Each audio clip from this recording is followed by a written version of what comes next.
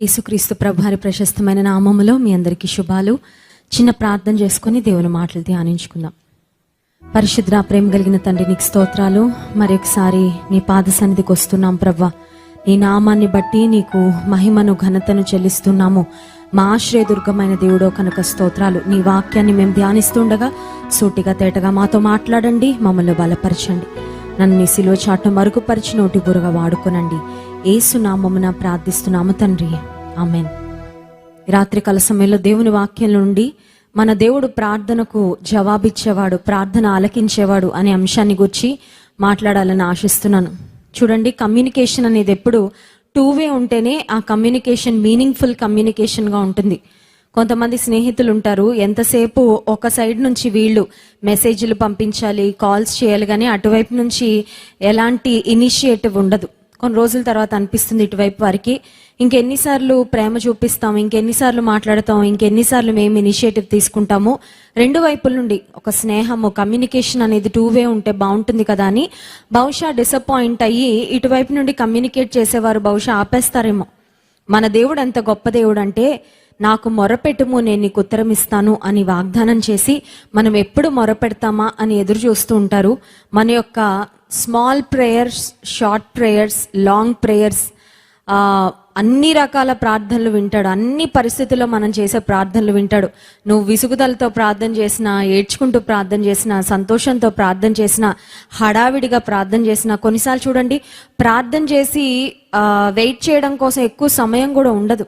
కొన్నిసార్లు రెప్పపాటులో కొన్ని పరిస్థితులు జరిగిపోతున్నప్పుడు దేవుని సన్నిధిలో చేసే ఆ షార్ట్ ప్రేయర్, ఆ బ్రీఫ్ ప్రేయర్ ఏదైతే ఉంటుందో అది దేవుడు వెంటనే విని జవాబిచ్చేవాడు. ఈ రాత్రికాల సమయంలో కూడా నీవు నేను సేవించే దేవుడు ప్రార్థనను ఆలకించేవాడు. అదే మరి ఇద్దరు భక్తుల జీవితాల్లో నుండి ఆ విషయాన్ని క్లుప్తంగా మనం ధ్యానం చేసుకుందాం. ఆదికాండము 18వ అధ్యాయము 17వ వచనం ఒకసారి చదువుకుందాం. Genesis chapter 18 verse 17. ఆదికాండము 18వ అధ్యాయము 17వ వచనం. అప్పుడు యెహోవా, నేను చేయబోవు కార్యము అబ్రహామునకు దాచెదనా? Shall I hide from Abraham that thing which I do? ఎంత అద్భుతమైన మాట అండి ఇది. ఒక మనిషికి దేవుడు తాను చేసే పనులు చెప్పాల్సిన అవసరమే లేదు. చూడండి, కంపెనీలో ఉన్న సిఇఓస్ ఆ కంపెనీలో ఉన్న నార్మల్ ఎంప్లాయీస్తో ఒక పర్సనల్ రిలేషన్షిప్ పెట్టుకొని వాళ్ళ యొక్క ప్లాన్స్, లేకపోతే వాళ్ళు అండర్టేక్ చేయబోయే విషయాలు అవన్నీ డిస్కస్ చేయరు. ఎందుకంటే వాళ్ళ లెవెల్కు వీళ్ళ లెవెల్కు చాలా తేడా ఉంటుంది. కానీ మన దేవుడు ఎంత గొప్ప దేవుడు అంటే, మీరు నా ఆజ్ఞలు గైకొంటే మీరు నా స్నేహితులు అని యోహాను సువార్త 15వ అధ్యాయంలో 14వ వచనంలో దేవుని వాక్యం సెలవిస్తుంది. If you do what I say you are my friends. మీరు నా స్నేహితులు. పాత నిబంధన గ్రంథంలో అబ్రహామును దేవాతి దేవుడు తన స్నేహితుడు అని పిలిచాడు. What a great privilege it is. నాకు చిన్నప్పుడు గుర్తుంది, స్లామ్ బుక్స్ అని తర్వాత ఇలా కొన్ని ఉండేవి. స్కూల్ నుంచి వేరే స్కూల్కి మూవ్ అయిపోయేటప్పుడు, ఒక అకాడమిక్ ఇయర్ నుంచి ఇంకొక అకాడమిక్ ఇయర్కి వెళ్ళేటప్పుడు, ఎస్పెషలీ ఫ్రెండ్స్ని ఇంకా మళ్ళీ కలుసుకోమనుకున్నప్పుడు వాళ్ళతో మనం రాయించుకుంటూ ఉంటాం కదండి. వాళ్ళ లైక్స్ ఏంటి, డిస్లైక్స్ ఏంటి, వాళ్ళకున్న బెస్ట్ ఫ్రెండ్స్ ఎవరని. యూజువల్గా బెస్ట్ ఫ్రెండ్స్ అనే కాలంలో ఎవరో అమ్మాయిలైతే అమ్మాయిలు బెస్ట్ ఫ్రెండ్స్, బాయ్స్కి అయితే ఇంకా క్లాస్లో ఉన్న వేరే వాళ్ళు అలా రాస్తూ ఉండేవారు. బట్ అబ్రహాముకు దేవుడిచ్చిన గొప్ప ప్రివిలేజ్ ఏంటంటే, God called Abraham as his friend. అబ్రహామును తన స్నేహితుడని దేవుడు పిలిచి అబ్రహాముకు తాను చేసే పనులేవి దాచకుండా ఆయన చెప్తూ వచ్చాడు. అబ్రహాము యొక్క కజిన్గా, అబ్రహాము యొక్క బంధువుగా ఉన్న లోతు సొదొమ గొమొర్రా ప్రాంతంలో స్థిరపడిన తరువాత సొదొమ గొమొర్రా ప్రాంతం మీదకి దేవుని ఉగ్రత రాబోతుంది అనే విషయాన్ని దేవుడు అబ్రహాముకు దాచిపెట్టలేదు అనే మాట ఉంది. చూడండి, 20-21 వచనాలు చదువుకుందాం. మరియు యెహోవా సొదొమ గొమొర్రాలను గూర్చిన మొర గొప్పది గనుకను, వాటి పాపము బహుభారమైనది గనుకను, నేను దిగిపోయి నా యొద్దకు వచ్చిన ఆ మొర చొప్పునని వారు సంపూర్ణముగా చేసిరో లేదో చూచెదను. చేయని ఎడల నేను తెలిసి కొందును అనేను. ఆ తర్వాత 22వ వచనం. ఆ మనుష్యులు అక్కడ నుండి తిరిగి సొదొమ వైపుగా వెళ్ళిరి. అబ్రహాము ఇంకా యెహోవా సన్నిధిని నిలిచి యుండెను. అబ్రహాము తన జీవితంలో చాలా ఉన్నతమైన స్థితిలో ఉన్న వ్యక్తి. He was the richest person. ఆయన జీవించిన దినాల్లో ఒక ధనికుడైన వ్యక్తిగా ఉన్నాడు. అనేక మంది సేవకులు ఉన్నారు. He had so many things to overseas. ఆయన చూసుకోవడానికి, పట్టించుకోవడానికి చాలా బాధ్యతలు ఉన్నాయి. కానీ అబ్రహాము తన జీవితంలో ఒక ముఖ్యమైన పనిగా ఏర్పాటు చేసుకుంది ఏంటంటే దేవునితో సంభాషించుట, దేవునితో ముచ్చటించుట, దేవునితో సహవాసం చేయుట. అబ్రహాము దేవుని సన్నిధిలో నిలబడి ఉన్నాడు. అంటే అబ్రహాముకు దేవుని నుండి దూరంగా వెళ్ళడం ఇష్టం లేదనమాట. దేవునితోనే సహవాసం చేయాలి, దేవునితోనే మాట్లాడాలి, దేవునితోనే ముచ్చటించాలి అనే ఒక ఆశ అబ్రహాములో ఉంది. ఆ తర్వాత మనం చూస్తే 23వ వచనం నుండి మనం గమనించినట్లయితే ఆల్మోస్ట్ ఆ ఎండ్ ఆఫ్ ద చాప్టర్ 33వ వచనం వరకు అబ్రహాముకు దేవునికి మధ్యలో జరిగిన ఒక లాంగ్ కాన్వర్సేషన్, అబ్రహాముకు దేవునికి మధ్యలో జరిగిన ఒక లాంగ్ కాన్వర్సేషన్, ఒక పెద్ద సంభాషణ. చూడండి, కొన్నిసార్లు మనం వాట్సాప్లో మన ఫ్రెండ్స్తో, తర్వాత మన ఫ్యామిలీ మెంబర్స్తో చాట్ చేస్తూ ఉంటాం. కొన్నిసార్లు ఆ కాన్వర్సేషన్ ఎలా ఉంటుందంటే అదొక చాలా లాంగ్ కాన్వర్సేషన్ అయిపోతూ ఉంటుంది. గంటలు అయిపోయినా అలా చాటింగ్ చేసుకుంటూనే ఉంటాం. కొన్నిసార్లు మనం ప్రేమించిన వారితోనో, మన స్నేహితులతోనో మనం ముచ్చటించినప్పుడు ఇక్కడ అబ్రహాముకు దేవునికి మధ్యలో ఒక లాంగ్ కాన్వర్సేషన్ జరిగినట్లుగా మనం చూస్తున్నాము. ఆ తర్వాత ఆఖరుగా 33వ వచనం, యెహోవా అబ్రహాముతో మాటలాడుట చాలించి వెళ్ళిపోయెను, అబ్రహాము తన ఇంటికి తిరిగి వెళ్ళెను. దేవుని సన్నిధిలో నిలిచిన అబ్రహాము దేవుడు ఏం చెప్తాడో అదంతా చెప్పే వరకు నిలిచి ఉండి విని, దేవుడు మాటలాడుట చాలించి ఇనఫ్ ఫర్ టుడే, ఈ రోజుకి అయిపోయింది కాన్వర్సేషన్ అని దేవుడు ఆ కాన్వర్సేషన్ ముగించిన తరువాత అబ్రహాము వెళ్ళిపోయాడంట, తన ఇంటికి వెళ్ళాడంట. అంటే దేవునికి అబ్రహాముకు మధ్యనున్న ఆ సంబంధము, ఆ స్నేహము ఎంత గొప్పదో ఈ వచనాల్లో ఇవన్నీ చదవడానికి సమయం లేదు. కానీ మీరు తర్వాత సమయం ఉన్నప్పుడు ఈ వచనాలన్నీ మీరు చదివితే అర్థమవుతుంది. అబ్రహాము లోతు నిమిత్తము సొదొమ గొమొర్రా ప్రాంతాల మీదకి దేవుని ఉగ్రత రాకుండా ఉండాలని దేవుని సన్నిధిలో మనవి చేసుకుంటూ, మొర్రపెట్టుకుంటూ, బ్రతిమలాడుతూ, ఒకవేళ 50 మంది నీతిమంతులుంటే ఆ ప్రాంతాన్ని నాశనం చేయకుండా నువ్వు విడిచిపెడతావా ప్రభు అంటాడు. ఆ తర్వాత 45కి వస్తాడు. 40, 30, 20, 10 మంది వరకు బేరమాడతాడండి దేవుని సన్నిధిలో బ్రతిమలాడుతూ ఉంటాడు. అబ్రహాం యొక్క నమ్మకం ఏంటంటే సొదొమ గొమొర్రా ప్రాంతంలో అందరు చెడిపోయినా కనీసం 10 మంది అయినా నీతిమంతులు మిగలరా అని. కానీ దురదృష్టకరమైన విషయం ఏంటంటే సొదొమ గొమొర్రా ప్రాంతంలో బహుశా కొన్ని వేల మంది ప్రజలు ఉండొచ్చు, వారిలో 10 మంది కూడా నీతిమంతులు కనబడలేదు.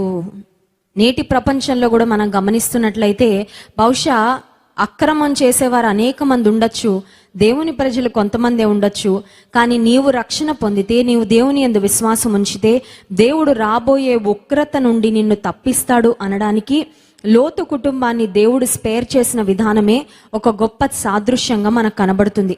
అబ్రహాము దేవుని సన్నిధిలో లోతు కుటుంబం కొరకు ప్లీడ్ చేసిన తర్వాత అబ్రహాం యొక్క రికమెండేషన్ పనిచేసిందండి. Hallelujah. Abraham's request God accepted. దేవుడు అబ్రహాం యొక్క మనవిని విన్నాడు. అబ్రహాం పెట్టుకున్న మొరను దేవుడు విన్నాడు. లోతు కుటుంబాన్ని రక్షించడానికి 2 దేవదూతలను సొదొమ గొమొర్రా ప్రాంతానికి దేవుడు పంపించాడు. ఆ తర్వాత దేవదూతలు ఏం చేశారంటే 15వ వచనం, ఆదికాండం 19వ అధ్యాయము 15వ వచనం, తెల్లవారినప్పుడు ఆ దూతలు లోతును త్వరపెట్టి, లెమ్ము, ఈ ఊరి దోష శిక్షలో నశించిపోకుండా నీ భార్యను, ఇక్కడ ఉన్న నీ 2 కుమార్తెలను తీసుకొని రమ్మని చెప్పిరి. అతడు తడవు చేసెను. ఆ తర్వాత 16వ వచనం, అప్పుడు అతని మీద యెహోవా కనికర పడుట వలన ఆ మనుష్యులు అతని చేతిని, అతని భార్య చేతిని, అతని 2 కుమార్తెల చేతులను పట్టుకొని వెలుపలికి తీసుకొని వచ్చి ఆ ఊరి బయట ఉంచిరి. ఊరి బయట వరకు దేవదూతలు వారిని బలవంతంగా ఈడ్చుకొని వచ్చిన పరిస్థితి మనం చూస్తున్నాం. లోతు కుటుంబాన్ని దేవుడు ఎందుకు స్పేర్ చేశాడు అని మనం గమనించినట్లయితే అబ్రహాము యొక్క ప్రార్థన, ఏబ్రహామ్స్ prayer, God answered ఏబ్రహామ్స్ prayer. Abraham యొక్క ప్రార్థనను దేవుడు విన్నాడు. అబ్రహాము యొక్క ప్రార్థనకు దేవుడు జవాబును అనుగ్రహించాడు. ఒకవేళ ఈ రాత్రికాల సమయంలో నువ్వు ప్రేమించిన వారు, నీ బంధువులు ఒకవేళ ఒక భయంకరమైన పరిస్థితిలో ఉన్నారేమో, ఒక ఆరోగ్యపరమైన సమస్యతో స్ట్రగుల్ అవుతున్నారేమో, బహుశా వారికి దేవుని యందు విశ్వాసం లేకపోవచ్చు. Maybe they don't believe in Jesus. వారికి యేసు ప్రభు అంటే విశ్వాసం లేకపోవచ్చు, ప్రార్థన చేసే అనుభవము వారి జీవితంలో లేకపోవచ్చు. అయితే ఈ రాత్రికాల సమయంలో అబ్రహాము ప్రార్థనను విని లోతు కుటుంబాన్ని దేవుడు స్పేర్ చేసినట్లుగా నీవు నీ కుటుంబీకుల కొరకు, నీ బంధువుల కొరకు, నీ కలీగ్స్ కొరకు, నీ యొక్క స్నేహితుల కొరకు ప్రార్థన చేస్తే దేవుడు నీ ప్రార్థన ఖచ్చితంగా వింటాడు. ఇంకొక ఉపమానం, ఇంకొక సందర్భాన్ని కూడా మనం గమనించినట్లయితే యోబు గ్రంథం 42వ అధ్యాయము 7-8 వచనాల్లో ఒక మాట మనం గమనిస్తాం. యోబు ఎప్పుడైతే భయంకరమైన కురుపులతో తాను ఇబ్బంది పడుతున్న సమయంలో తన కుమారులను, కుమార్తెలను, ఆస్తిపాస్తులను, సంపదను అంతటినీ పోగొట్టుకున్న తర్వాత యోబు యొక్క 3 స్నేహితులైన ఎలీఫజు, బిల్దదు, జోఫర్ 3 స్నేహితులు ఉంటారండి. వాళ్ళు ఎలాంటి స్నేహితులు అంటే శ్రమలలో యోబును బలపరిచే స్నేహితులు కాదు, కానీ శ్రమలలో యోబును ఇంకా ఇబ్బంది పెట్టే మాటలు మాట్లాడిన స్నేహితులు. A friend in need is a friend in deed అని ఇంగ్లీష్లో ఒక ప్రావర్బ్ ఉంది. నిజంగా నీ కష్టాల్లో నీతో నిలబడే స్నేహితుడే నిజమైన స్నేహితుడు అంట. అన్నీ బాగున్నప్పుడు, ఉన్నత స్థితిలో ఉన్నప్పుడు, మన చేతుల నిండా డబ్బులు ఉన్నప్పుడు మన చుట్టూ తిరిగేవారు నిజమైన స్నేహితులు కాదు. నీ కష్టకాలంలో నిన్ను ఆదరించేవారు, నీ కష్టకాలంలో నీ ప్రక్క నేనున్నాను అని నిలబడేవారు, నీకు వెన్ను తట్టి తమ ప్రోత్సాహాన్ని అందించేవారు. Someone who can give you their shoulder. నా భుజం ఉంది నీకు, నువ్వు ఆనుకోవడానికి, నీకు నేను ఉన్నాను, సహాయం చేస్తానని ధైర్యపరచగలిగేవారు నిజమైన స్నేహితులు. యోబుకు కూడా 3 స్నేహితులు ఉన్నారు. 3 యోబుకు శ్రమ రావడం ప్రారంభించిన తర్వాత నోటికొచ్చినట్లుగా మాట్లాడారండి. మన నోటి మాటలు దేవుడు పట్టించుకుంటాడా? ఎస్. మన నోటి మాటలను బట్టి దేవుడు మనకు ఫలం ఇస్తాడా, ప్రతిఫలం ఇస్తాడా? ఎస్. కొన్నిసార్లు అనుకుంటాం నేనేం మాట్లాడాను నాకే గుర్తులేదండి.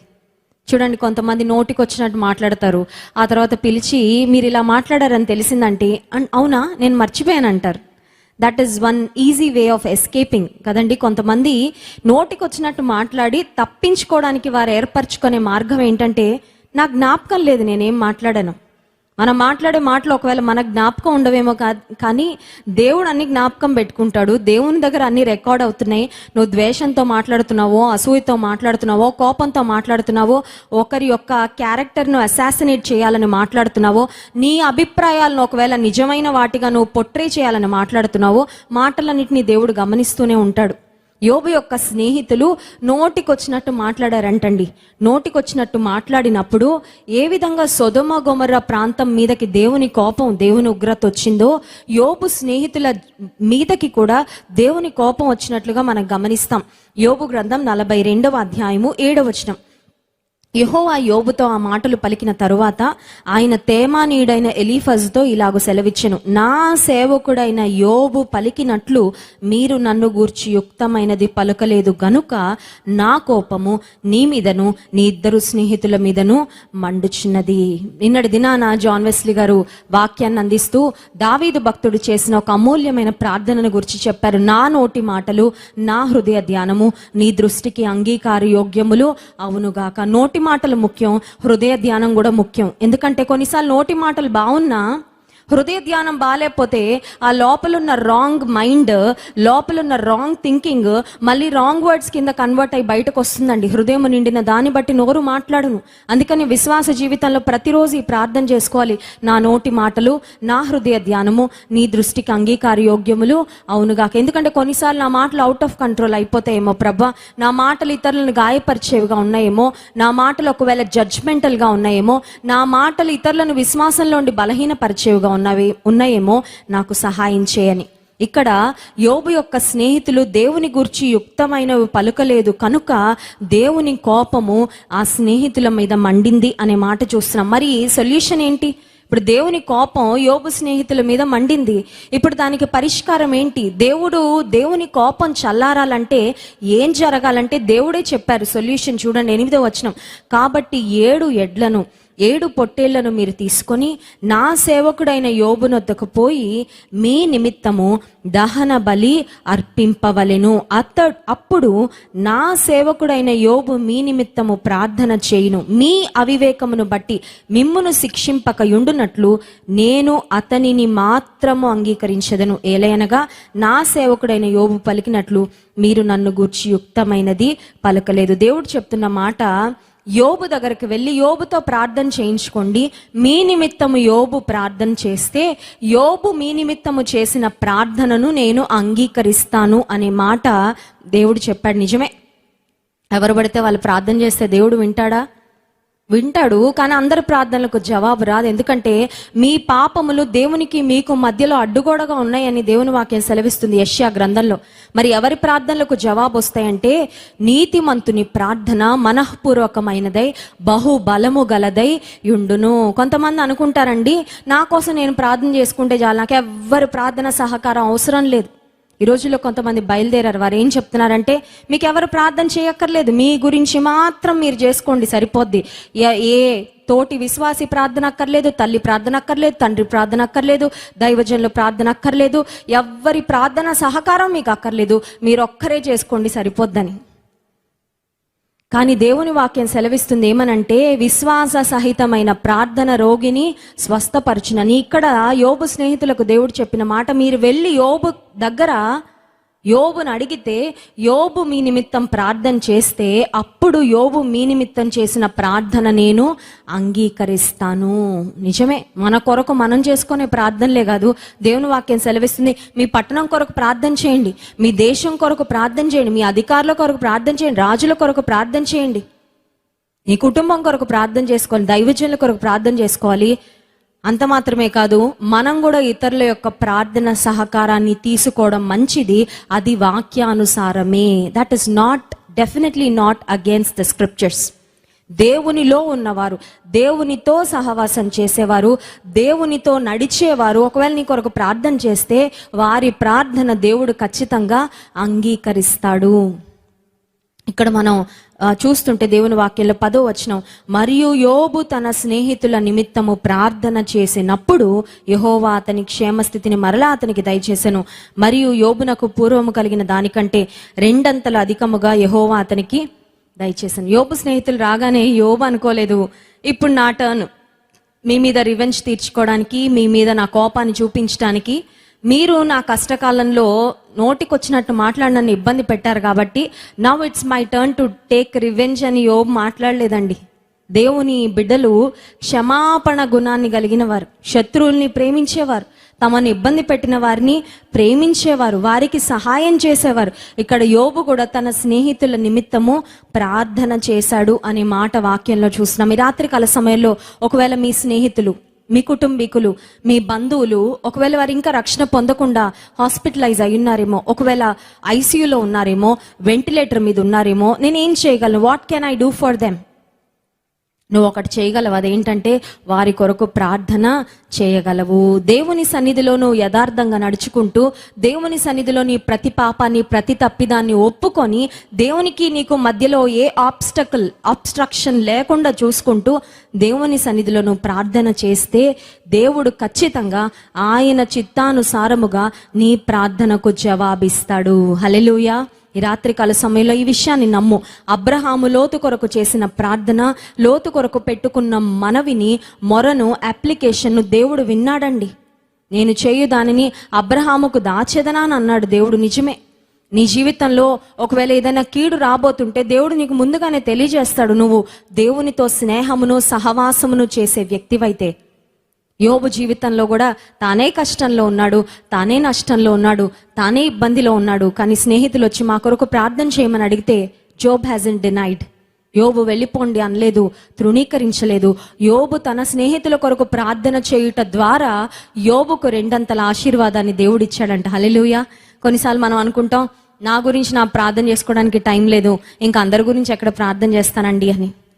కొన్నిసార్లు మనకి ప్రార్థన చేయడానికి అంత ఇంట్రెస్ట్ ఉండదు. నీ గురించి నువ్వు ప్రార్థన చేసుకోవాలి, నీ కుటుంబం గురించి నువ్వు ప్రార్థన చేసుకోవాలి, నీ బంధువుల కొరకు ప్రార్థన చేయాలి. నిన్ను ఎవరైతే ప్రార్థన సహకారం కోరారో వారి కొరకు కూడా ప్రార్థన చేయాలి. ఎందుకంటే వాక్యంలో చూసినట్లుగా యోబు తన స్నేహితులకు ప్రార్థన చేయడం వలన యోబుకు 2 అంతలుగా దేవుడు మేలు చేసినప్పుడు, నీవు ఇతరుల కొరకు ప్రార్థన చేయుట ద్వారా నీవు కూడా నీ జీవితంలో 2 అంతలుగా మేలును, ఆశీర్వాదాన్ని పొందుకుంటావు. ఈ రాత్రికాల సమయంలో గుర్తిద్దాము, మన స్నేహితులకు, అక్కర్లో ఉన్నవారికి, అవసరతలో ఉన్నవారికి మనం అందించగలిగే బెస్ట్ హెల్ప్ ఏంటంటే ప్రార్థనే. నువ్వు ప్రార్థన చేస్తే దేవుడు అద్భుతాలు చేస్తాడు, ప్రార్థన పరిస్థితులను మారుస్తుంది. కనుక పట్టుదలతో ప్రార్థన చేద్దాం. దేవుడు మనకిచ్చిన ఆయుధమైన ప్రార్థనను మరి విశ్వాసంతో వినియోగిస్తూ ప్రార్థన ద్వారా గొప్ప జవాబులు పొందుకుందాం. కళ్ళు మూసుకోండి, ప్రార్థన చేసుకుందాం. పరిశుద్ధుడా, ప్రేమ కలిగిన తండ్రి, నీకు స్తోత్రాలు. నీ వాక్యం ద్వారా మాతో మాట్లాడినందుకు వందనాలయ్యా.